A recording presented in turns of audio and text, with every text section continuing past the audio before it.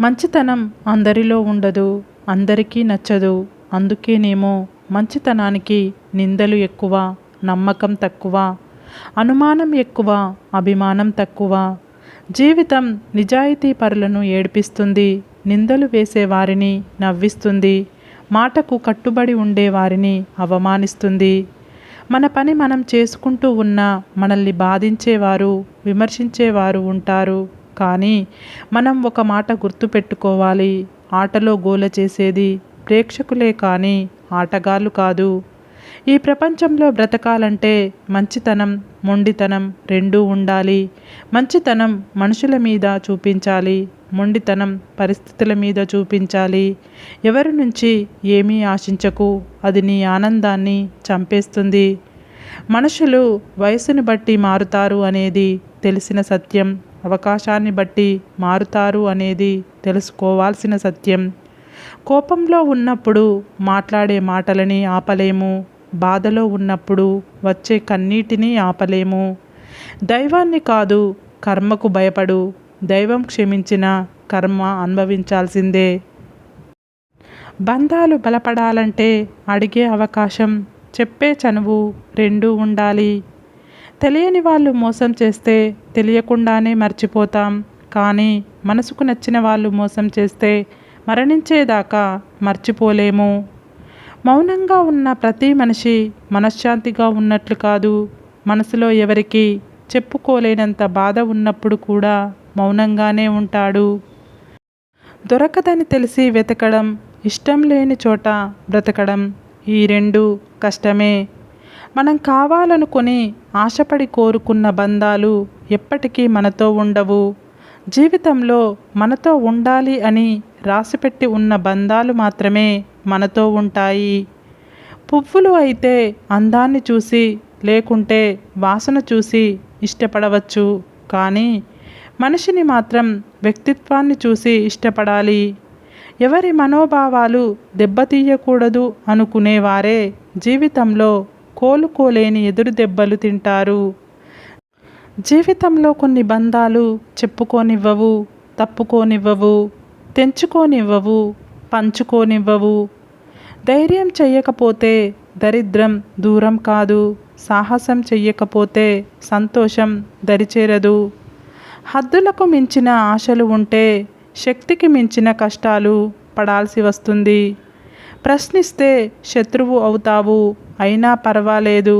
ప్రశ్నించకుంటే బానిస అవుతావు. బానిసత్వం కన్నా శత్రుత్వం మంచిదే. మనిషిది చాలా చిత్రమైన స్వభావం. ఇసుకలో సౌధం చూస్తాడు, రాయిలో శిల్పం చూస్తాడు, లోహంలో ఆభరణం చూస్తాడు, ఆకులో ఔషధం చూస్తాడు, అద్దంలో అందం చూస్తాడు, కానీ సాటి మనిషిలో మాత్రం మనిషిని చూడలేడు. ఎందుకో? మన నవ్వులు వినిపించినంత గట్టిగా మన కన్నీళ్ళు కనిపించవు. అవసరం ఉన్నప్పుడు ఒకలా, అవసరం తీరాక మరోలా మారడం కేవలం మనిషికే సాధ్యం. గర్వం ఒక్కటి చాలు జీవితంలో సర్వం కోల్పోవడానికి. ధైర్యం ఒక్కటి చాలు జీవితంలో ఏదైనా గెలిచి చూపించడానికి.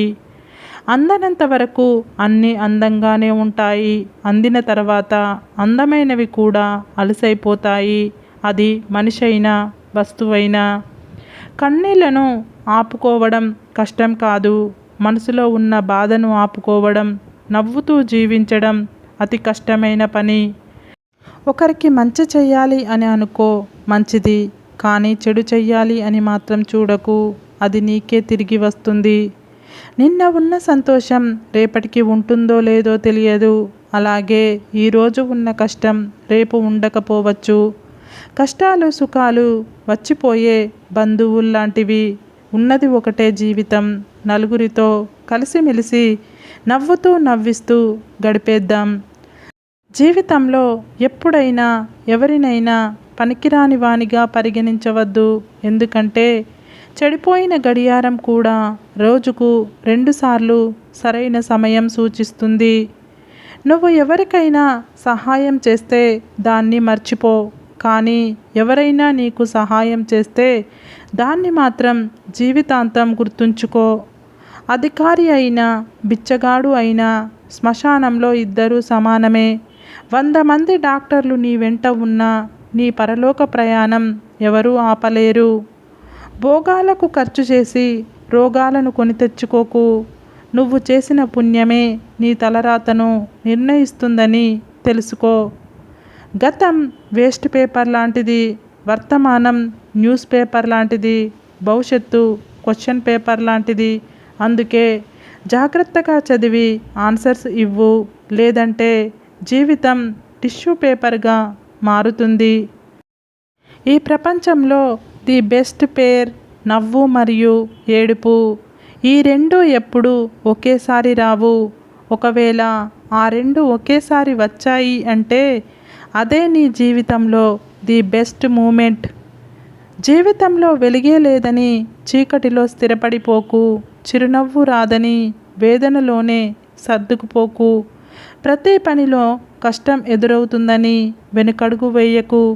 నీ ధైర్యంతో భయాన్ని దాటి ముందుకు వెళ్ళు. ఒకసారి మనసు కళ్ళకు చెప్పిందట, నువ్వు ఎక్కువగా ఏడవకు, నాకు బాధేస్తుంది అని. అప్పుడు కళ్ళు మనసుకు బదులిచ్చాయట, నువ్వు ఎక్కువగా బంధాలను పెంచుకోకు, నేను ఏడవాల్సి వస్తుంది అని. ఇతరులతో పోల్చుకోవడం, ఇతరుల నుండి ఆశించడం, ఈ రెండూ వదిలేస్తే జీవితంలో సగం సమస్యలు తొలగిపోతాయి. ఎవరి భవిష్యత్తు అయినా వారి వర్తమానంలో చేసే పనులపైనే ఆధారపడి ఉంటుంది. జీవించడానికి పోరాడేవారు కొందరు, పోరాడేందుకు జీవించేవారు కొందరు. జీవితంలో నటించేవారు కొందరు, నటిస్తూ జీవించేవారు కొందరు. గంజి గురించి చెప్పాలంటే ఉన్నోడి బట్టలకి లేనోడి పొట్టకి కావాల్సింది నిజాయితీ, మంచితనం.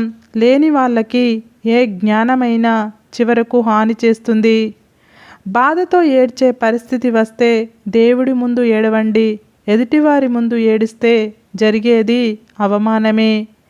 నీకు ఉన్నదానితో తృప్తిగా ఉన్నప్పుడే నీ జీవితం ఆనందంగా ఉంటుంది.